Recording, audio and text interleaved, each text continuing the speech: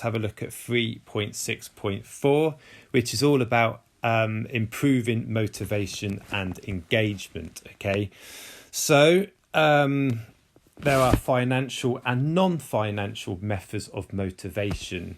Now, I've put there strategies and tactics because I want to link this to the aim and the objectives, because that's what we'll be doing. We'll be doing some content on that for the year 13 content, the year 13 specification. So we've already discussed that the aim of the Human Resource Department is to maximise the performance of their employees. It's about designing and implement strategies in order to do that. But in order to achieve the aim, objectives have to be set. And then, so for an example there, an objective is training. And then you might have some different strategies and tactics when it comes to training. Some of those strategies could be to implement induction training, on-the-job training, off-the-job training, for an example. So if we take the top objective there of keeping employees motivated and engaged in order to increase productivity, the human resource management then have to set strategies and implement tactics in order to achieve that. So some of those tactics and strategies are financial and non-financial methods of motivation. Okay, so if a business, in order to improve morale, may want to introduce a staff member of the week competition or some team building events, etc., etc. Well, those team building events, they would be a tactic that's going to help them achieve their objective of retaining staff, making staff happy, making them more productive. And that's going to help the Human Resource Department achieve its aim of getting as much out of their employees as possible. Okay, task 7. Here's task 7. Okay, so we're looking at a case study here, and we're going to look at British Airways. Now, there's 2 links there that will hopefully appear on Teams, so you can have a look at those articles. Okay, and these are articles talking and discussing the current situation with COVID-19 and the impact that COVID-19 has had on the airline industry and on British Airways specifically.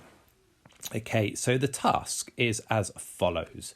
Due to the negative impact of the outbreak of COVID-19 has had on the airline industry, BA have proposed making 12,000 of their employees redundant and have also cut some employees' salaries by 20%.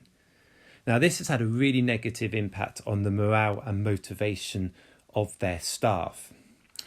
So, during the first week in September, I would like us all to have a board meeting to discuss how BA can improve this situation. How can they make and improve? So how can they make motivation and morale higher than it currently is? Okay.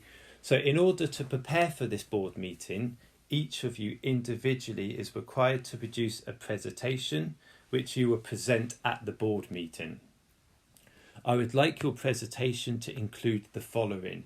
I want you all to propose 3 methods or strategies that you recommend BA could use to improve employee motivation.